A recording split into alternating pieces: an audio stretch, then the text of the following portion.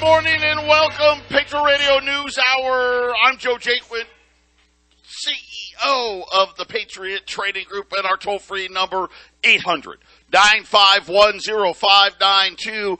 The website at allamericangold.com, and welcome to Monday. I know, I hope you had a great weekend, but no rest for the weary as markets continue its turmoil all over the globe on this Monday. Over the weekend, news breaking about issues at Credit Suisse. We'll talk about, listen, sooner or later, you know this, because I've been telling you this for over a decade now. They did not fix the issues inside of the financial crisis because they couldn't. They weren't ready yet because there's only one fix. Just so everybody knows, what's the fix?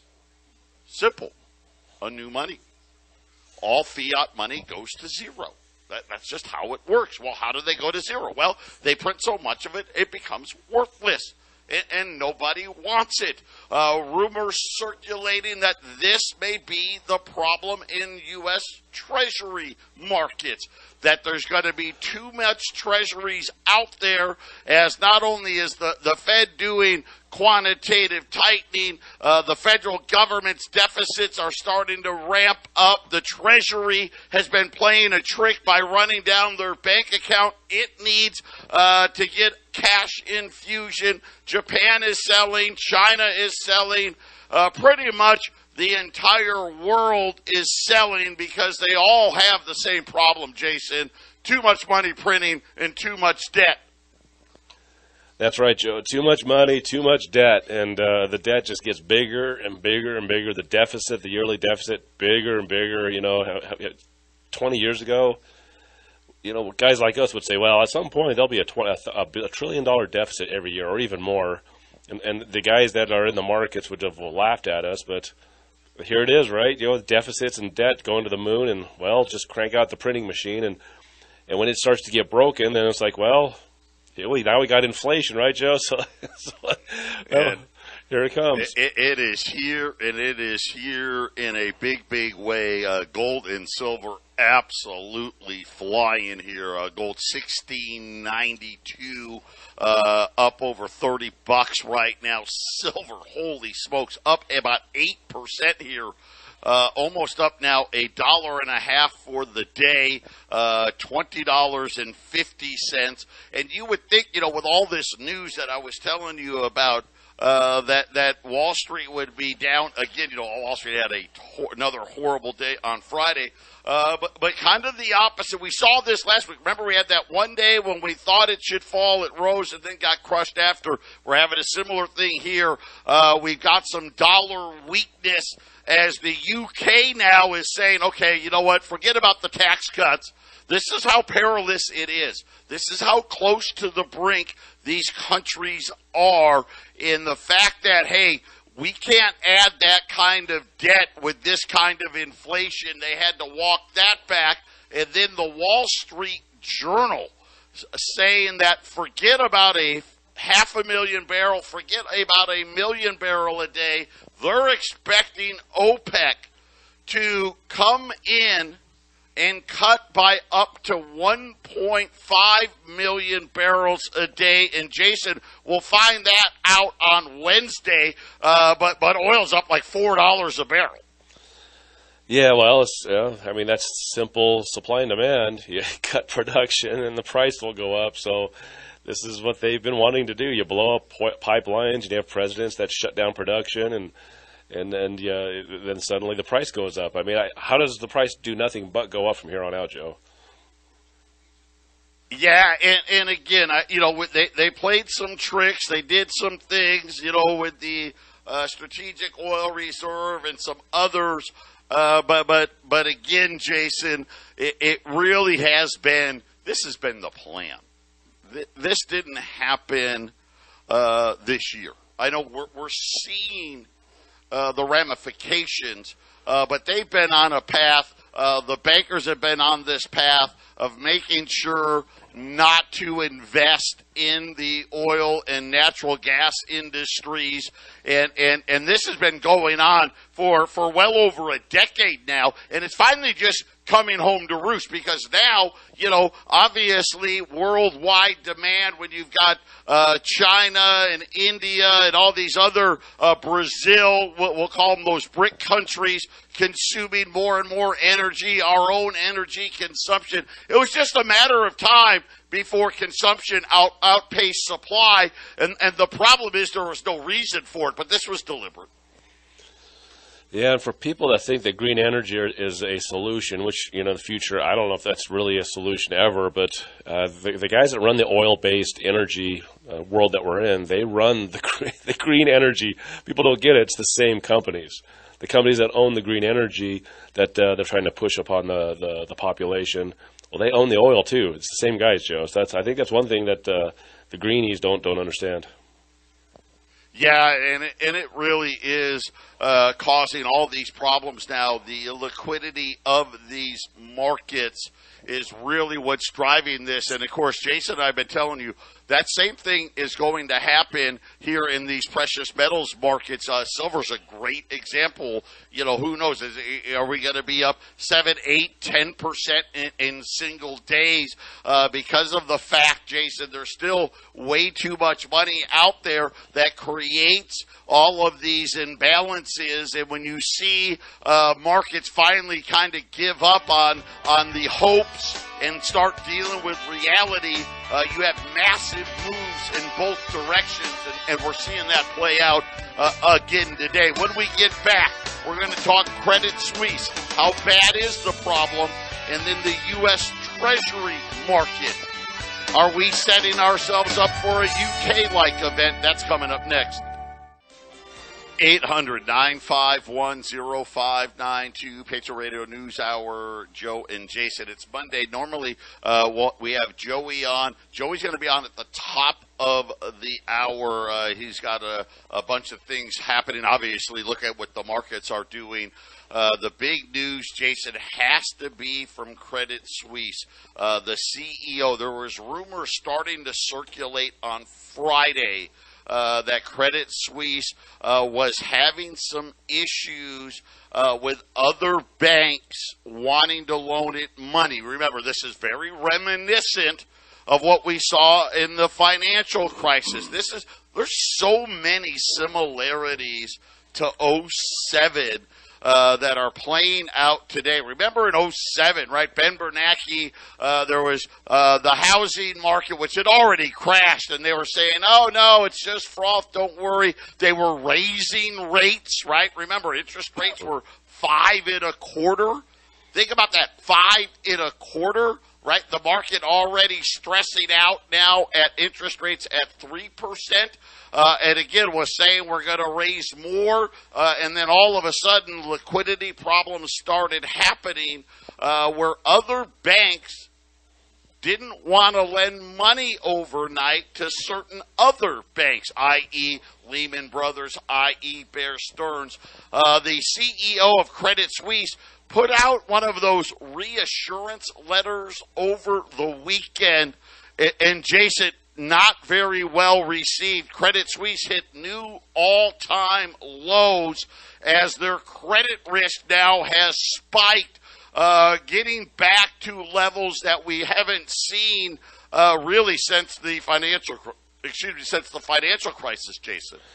That's right, Joe, and we're hitting into another similar-looking crash, but I think it's going to be different. Once again, the inflation makes it completely different. And I was talking to you this morning about some stuff I saw from BlackRock, and I think with the 2008 crash, Joe, I think they really wanted to create more inflation back then, and I think they shot too short. We have that piece with the FOIA request with Glenn Beck where they didn't just bail out $5 trillion to the banks and everyone. They did $29 trillion. And if they threw $29 trillion across the world to shore up banks and the financial system, you think that would have created some inflation, right? Right? China. Well, you know what? You're almost saying they did too good of a job being dishonest. What BlackRock said is when you try to create inflation, you never hit the target you want. It's always too low or too high. So if you think about the Obama years, it was always just like this sideways 1% growth that just never got up. And I was reading a quote from John Keynes, of Keynesian economics, and he said a depression is not hitting your growth for an extended period of time. And our kind of normal level of what is considered healthy growth is 3%. And we haven't been there since the '08 disaster. And I was reading a few things saying, well, that means we're in a depression. We've been in a depression since 2008, if you go by that sort of definition of what a depression is, which is you can't hit your target growth or your normal growth level for a elongated period of time. Now look where we're at now. We're heading into a recession, Joe. But now they've got the recession, right? Now they printed 40% of the entire money supply was printed in 2020. So I'm wondering if they just didn't get where they wanted to get to before, Joe. Now they've got it, and now they're going to try to put the genie back in the bottle, and they have the inflation they want. That's where we're headed, Joe. This could be very explosive, what's happening. Yeah, and just to highlight that, to your point, hey, we thought we printed enough and we wanted to keep quiet that we didn't really fix anything. That's why they hit it for a dozen years. But the realities were, think about all those years where they kept saying, oh, there's no inflation. Like Jason said, GDP growth was always like 1%, 1.2%. Inflation, remember they were saying like inflation's 1.4 or 1.6, all this nonsense. And maybe that led them to go so big this last time. They're like, well, God, we thought we went big last time and we didn't get any inflation. So let's go really big, and now it's blown up in their face. But back to Credit Suisse. It got so bad at one point this morning that their credit default swaps were trading so far into the red that it was basically disallowing the company from any investment-grade businesses. Remember, these rules that they put in place that says, hey, if your bad loans get too bad, right, if people get too nervous about your credit worthiness, we're going to stop allowing you from doing business investment, which essentially, Jason, would put the bank into insolvency. And again, another one of these warning signs. Right, Joe. And how many times have you said that at the end of whatever's happening now, in the months and years to come, there'll be far fewer banks. This is, I think, another indication. Does Credit Suisse make it out the backside of this? Probably, but how many other banks don't? That basically gets slaughtered for this one to stay up. That's too big to fail, right? Yeah, and again, they're saying, hey, there's a 23% the bank defaults on its bonds within 5 years. That's not good, right? You're thinking about banks. You want that number to be no percent or 1%. But again, we'll watch. It's early. It is an absolute big sign as to where these stocks stand right now. The price to book ratios, Credit Suisse at 24%, right? That's hey, this is where they're sitting financially. Those numbers are way too high. Deutsche Bank right behind them at 23.4. How about Barclays at 34% price to book? Bank of China at 38%. And I don't think we give China near enough credit for the debacle that's playing out there. And Jason, that just means these banks need to sell anything that's worth any value, which a lot of times is treasuries. Yeah, Joe. I mean, really, if we had the digital currency right now, if it was in place right now, everyone was using it worldwide, they take these rates down to zero and they go to negative interest rates because they'd have the digital currency in place. You can do negative interest rates, but you have to have digital currency to have negative interest rates. They can't go below zero. It's the cruelest form of all, because really what they could do with a digital currency is, hey, your money in your bank, your money in your Fed account's at a negative rate. Yep. But your mortgage rates are not. Yep. Right? In other words, hey, we can do the unthinkable. All you guys that got so comfortable having $100,000, $200,000 in your bank account every single month and never spending it, well, we've got a way to force you to spend it now, because we're just going to start taking a little bit at a time with a negative rate in your digital Fed account, while still having, 4, 5, 6% rates on mortgages, credit card rates in the 20s, right? Auto loan rates at 7, 8, 10%. Really, it's a huge weapon for the banks, for sure. Right, Joe. I'm starting to understand a little bit why Trump was so hated, because when I was reading this BlackRock report, it said it wanted it needed fiscal, government policy to line up with the central bank policy, and they just couldn't get the government to go where they wanted to go, which is this big crash. This 2020 crash that seems like everyone's glossed over, this is a much bigger crash and damage to the world system than that's given credit for. And I believe that, just from what I'm seeing, from what I was reading, Joe, that this is why I think Trump had to go, because Trump wanted to spend money. He wanted the interest rates down. He wanted what every other president wants, which is a good running economy, and there was nowhere else to go. And I think the Fed wanted this inflation, and they were getting ready to really charge it full steam ahead, and the government wasn't going to do what the Fed needed. The government's getting in their way now. So they moved Trump right out of the way so that they can get someone in there that would agree to their policies. So this is what they want. They want this inflation, Joe. I was thinking about this as it got worse last year and this year. They want this inflation. They want it at the level it's at. To hear Fed chiefs saying that next year in June it's going to be 6.8%, well, that sounds like it's kind of where it's at now. They want to keep it burning hot for a while, and then their cure to help everybody out when things are crashing and burning over a slow grinding crash is going to be digital currency, Joe. So it's where it's headed.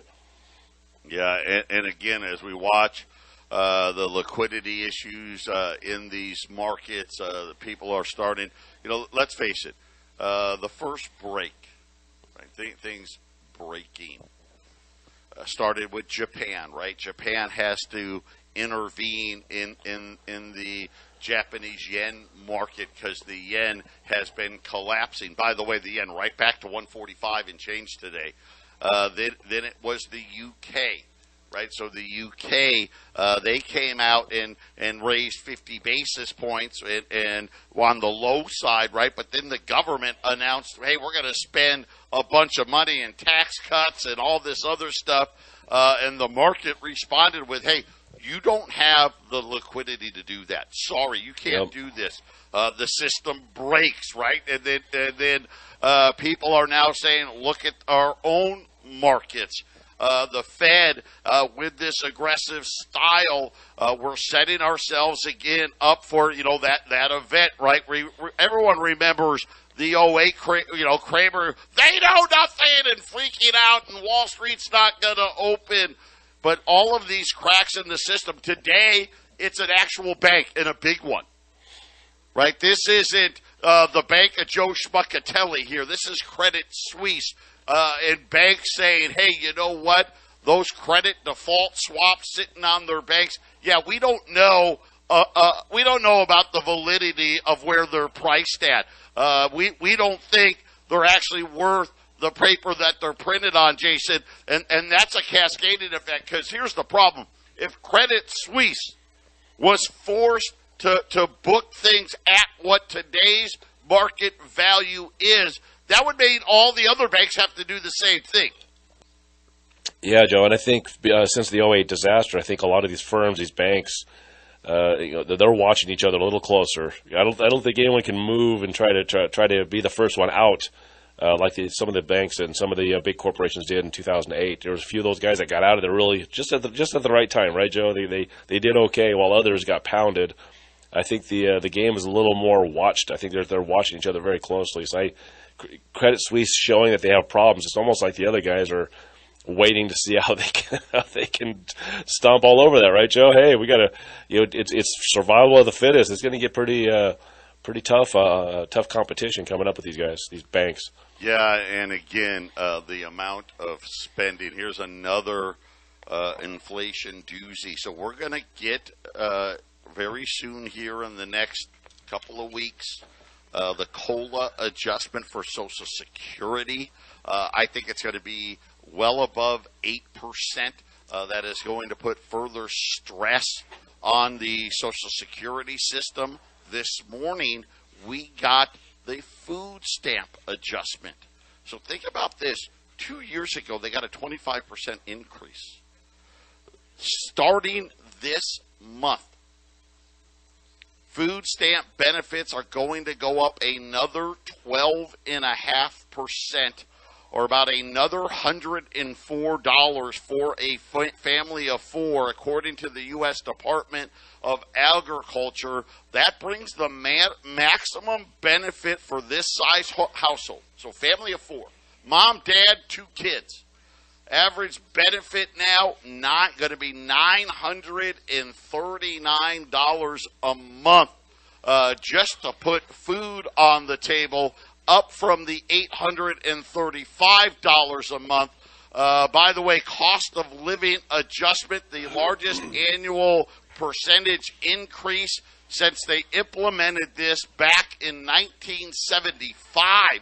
So the Department of Agriculture is kind of saying, hey, I don't know what the data the Fed's using, but this is the biggest increase in food prices since we went to this whole cost of living adjustment in 1975. God, I can't imagine if those benefits weren't paid out to lower income, Joe, how quickly people would be starving, right? Incredible. $1,000 a month. Patriot Radio News Hour. We'll be back after the break. 800-951-0592. Gold is up big today. $16.91. $20 gold pieces. I'm trying to keep them reasonable here. $2,075 and put them away. Gold and silver really finding their footing here. Silver up over 7% this morning, 20.42, almost 20.5, as Credit Suisse is really starting to struggle here, but they're not the only ones. We mentioned 4, 5, 6 other of these banks. Carnival Cruise missed on the top and bottom lines and said that, by the way, fourth quarter bookings are continuing to fall. Jason, another one of these signs, another one of these indicators, right, that things are slowing down and slowing down rapidly. Absolutely, Joe. I was looking up. You were talked about food benefits, so I was looking up some numbers. And I don't know how this works versus the numbers you were mentioning, but it does average payouts for each year, and then adjusted for inflation for 2022. But in 2003, before that last crash, $83 was the average payout. Adjusted for inflation to 2022, it was $132. So I think that's the more important number, because then when you look at 2021, the number skyrockets. It kind of stays in the 150s, 170s range, but then 2021, adjusted for 2022 inflation, 240. So they're doubling and tripling. A single person, right? Yeah, 240. Yep, single person. 218 is the payout now. 240 is the average adjusted for inflation from just last year. In that average adjusted inflation, all these previous years is like 150 to 170. It's suddenly jumped to 240. So this is a massive amount. I talked depression earlier, Joe. This shows food lines. This is your food lines. It just looks different, Joe. Yeah, that's right. Instead of having that picture of the Great Depression with everybody sitting in a food line, you hide it with EBT cards, and now instead of at a food line, they're just at your grocery store. But it's only a couple billion more dollars. Don't worry, everything's going to be just fine. But again, one of those things that actually doesn't help inflation, does it? No, it doesn't. The average payout in inflation dollars in 2019 was 148. 2020 was 172. 2021 240. And the payout was 129 in 2019. Now it's 240. That's huge. Those are huge numbers. Yeah, it's hard to put that. Well, again, it goes right with what they said. The Department of Agriculture, the largest yearly increase since they went to this methodology in 1975. So the largest increase, pretty much let's just round it up here, in 50 years. Just gives you an idea of how bad it is, and I think a lot of people would be surprised. And again, they're just going back saying, "Hey, we've only been doing this since 1975." But why do I get the feeling, Jason? It's probably the biggest increase ever. Yeah, and you talked about Social Security going up. Social Security is supposed to last so many years before it really breaks, Joe. Why do I feel like that's got to be backed up really close to where we're at now? Yeah, well, and again, how they make it last as long as they say is they say, well, the average increase is only going to be like 2%. Well, this one's going to be, I'm going to guess here, 8.5%. Right, so almost 5 years of increase in 1 year. The math just doesn't work. Famed investor Michael Burry. Now, Burry is the guy. He's really the guy because he actually did the work when it was at the financial crisis. It was Michael Burry who did all the research. The movie The Big Short. Trying to get these banks to understand, hey, I've done the research. This housing market's a sham. All these the default swaps, these credit default swaps, aren't worth the money they're printed on.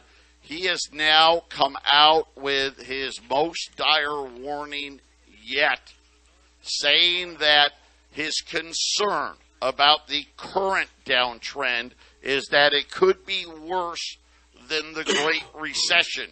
And again, Jason, this is something you and I have been trying to tell people. The odds are that it's going to be worse. And the reason is, Jason, because of how much debt they created.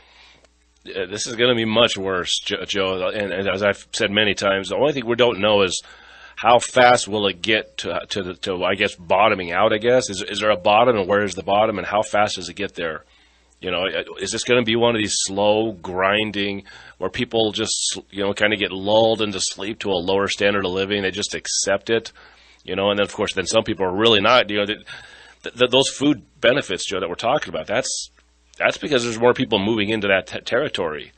So is it going to be a slow grinding stagflationary downward turn, or are we going to hit one of these really big periods? Like, is October going to be it, or is it going to be sometime next year where it just hits bottom fast? They just lose complete control, Joe. And I still think they have quite a bit of control over this. I think they need to have a crash, and they're trying to. That's what that soft landing is, Joe. And we're going to crash it. We're going to try to make it slow and easy on people. If they lose control, it'll be fast, Joe. Yeah, and again, it's always slow. Listen, it's always the same way. It's slow at first. It's gradual. But, Jason, make no mistakes about it.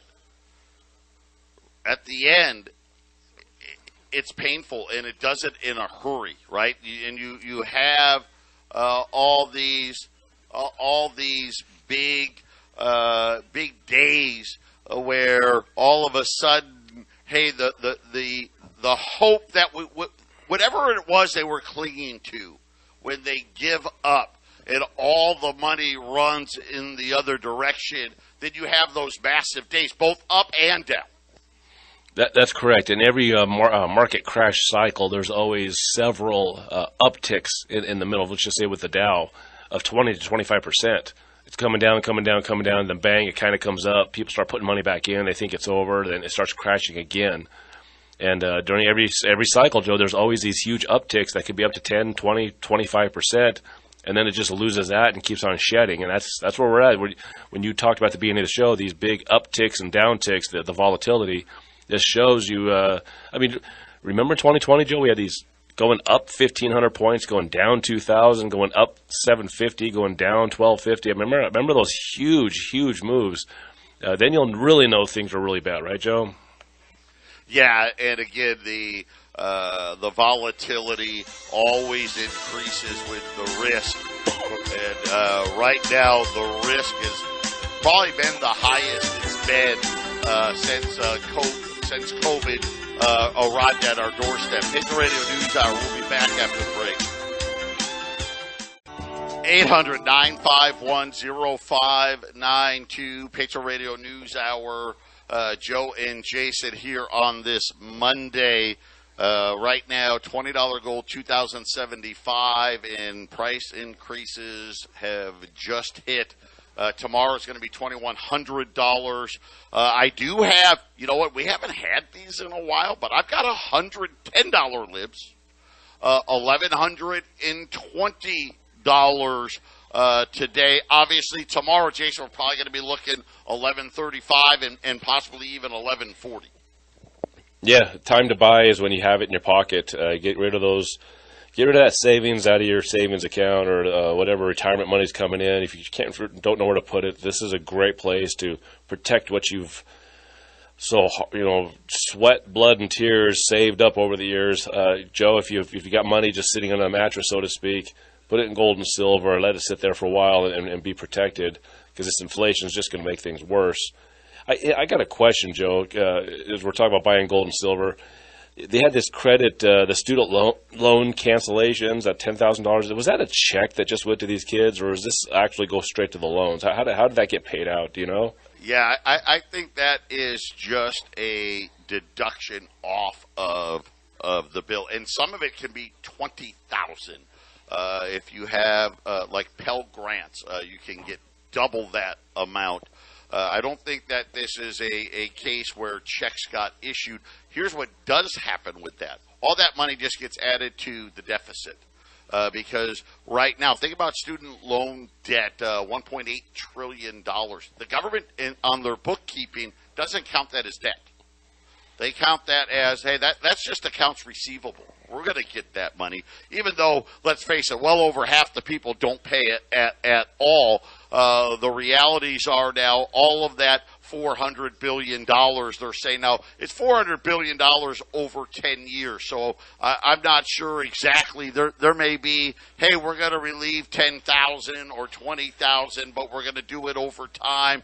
I'm not sure of all the exact details, but it is simply just going to add to the debt, Jason, very simply. It just sounds like they're taking over the college system through payouts. That's what it's starting to look like. Oh, yeah. Well, again, it's a great way to enslave, isn't it? Oh, boy. Yeah, sure sounds like, yeah. Well, first, you got to tell them everyone needs a college degree, right? You can't be a productive member of society without it. I.e., Alan Greenspan, we don't want those jobs, right? Everyone needs to go to college. And of course, now people are doing college degrees that, let's face it, a lot of the jobs they're doing wouldn't even require a high school diploma, much less a college degree. And then I guess the guy that's handing you the $10,000 in relief is the one you're going to vote for. So it's, well, I read something here. It made it look like that the students get to put the money where they want. So that's why I was wondering, Joe, because it says, should you pay off your credit card bill or take advantage of a bearish stock market? And it almost sounds like you had $10,000 in student loan canceled. So I'm sure it's just a confusing headline. I was just looking at that and thinking, did they just send these clickbait and yeah. All of that other stuff that's playing out. But again, just already, I mean, the thing hasn't even started yet, and they've already increased what it's going to cost the taxpayer from $300 billion to $400 billion. You know, just hey, don't worry, we just increased it by 33%. Are any of these student loan accounts something they can draw upon? So if $10,000 comes off the balance, you can start borrowing off it again. Are some of them set up that way, Joe? That's what I'm wondering. Not that hey, listen, I never say never. I don't know, but not that I'm aware of. And again, it's just another one of these things where it will add to problems, especially really the big win for these is the kids that have just recently graduated. That's the big win, because maybe for those kids, hey, maybe I only borrowed $20,000, and almost all times, if you're already taking on student debt, that means pretty much mom and dad aren't helping you out. They're not, either they couldn't or they're not able to. Either way, it doesn't really matter. Hey, we're not helping you out. And so a lot of these kids, when they graduate, they get a job, they immediately sign up for deferment because they're like, hey, whatever income I'm going to get, I need it to pay rent. That's right. I got to pay my bills. I'm not ready to start paying on my student loans, and then the interest starts ticking, and then all of a sudden 5 years later, that $20,000 debt is $50,000, it's $100,000, and that's how things get out of control. So for those kids, if they're lucky and they didn't have to borrow too much for school, maybe they can get it to zero and not have to worry about it. But for everyone else, for a lot of these other people, the cat's already out of the barn. Hey, I owe $100,000. You took off $10,000, but I'm still not making any payments. So next year, the $10,000 you took off, it just got added to my interest. I'm still back where I started. How about this scenario? You have $10,000 left that you owe on your school loans. Here comes the free payment. Say, hey man, let's get out of jail, man. I'm done. The government paid off my last $10,000. And the first thing they do is they go to a shopping mall, and someone's like, here's a credit card with a $5,000 or $10,000 balance. Here, take this. Yeah, and again, I think that's a lot of people said this as well. That doesn't help inflation. Either way, for a lot of student loan borrowers, probably it's not going to impact them at all because they owe so much.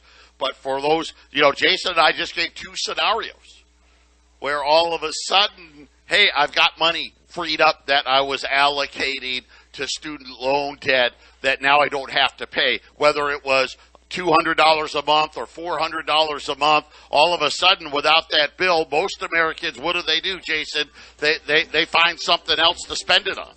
That's right. And if it ends up being another loan, you just don't learn, right? You just love the debt slavery that you've been basically come accustomed to, Joe. 800-951-0592. Final segment coming up. 800-951-0592. Gold's up 30, $16.92. Silver's up $1.50. Man, wow, that's at least 7.5%, 8% now higher on silver. 2053. The Dow's up 600 points. A lot of that probably energy stocks, as most people now, according to the Wall Street Journal, expecting OPEC to cut by more than 1 million barrels a day. Oil, Brent, gasoline, heating oil, all of it higher. The bond market considerably lower today. So a bond sell-off, most of that, Jason, because we have a big rally in the pound and the euro today on news that the UK is ditching all those tax cuts because they essentially, the markets last week told them you can't afford to do it. Yeah, I mean, if there's going to be a bunch more money that's going to keep coming in through taxation, that should make them quite happy for at least a few days or a week, I guess. I don't know how long it'll last. I don't know about a few days. I'd say today. Right? That's probably worth one day, right? Yeah, well, I mean, it is. It's interesting. The government they pay for their stuff through taxation. So if they're not going to raise taxes, I don't know if this is like a temporary situation, or they're just saying, hey, we're not going to. Those tax cuts are just permanently gone. But if it's permanently gone, Joe, I'm sure that makes them happy because the number crunchers will just say, well, this is so many millions of pounds or whatever that's still going to come in. Of course, then, how do they get another day? Well, maybe we'll just raise taxes. Maybe that'll be the next announcement next week, right? Listen, I'm going to tell you right now, at the end of all of this, that's exactly what's going to happen. Yep. All these tax cuts before the new currency and then the tax increases are really what's going to prevail in all of this. U.S. $20 gold. Essentially, you're saving $25 a coin. 2075. We get a close where they're at today. Come tomorrow, 2100. $10 gold at 1120. I got 100 of those. And Jason, as you know, $10 gold pieces have been really hard to get because for a lot of people, the 20s got too expensive. Yeah, that's correct, Joe. And since I've just been a part of Patriot Trading Group 2018, I always give these little reminders to Joe that this this is the price we used to sell 20s at. You know, we were selling 20s. When I first came on board, we were selling 20s at $12.50. And now on sale, what was it, 11 what, Joe, for the 10s? 11.20 right now. Yeah, so I mean, that's for 10s. Don't be shocked if in 2 years we're going to be selling $5 Liberties at $1,100. It's absolutely coming, Joe. 800-951-0592. Obviously, the big news of the day coming out of Credit Suisse. There's been issues with their credit default swaps. Right now, it's manageable, but Jason, this is eerily similar. Now, this is the third straight weeks where we've got things breaking. 3 weeks ago was the Japanese yen. Last week, it was the British pound. This week, one of the too big to fail financial institutions in Credit Suisse. And it just seems like, Jason, these things are just coming, like waves. They just keep coming. They just keep crashing in. And eventually, we're headed for a wipeout. 800-951-0592.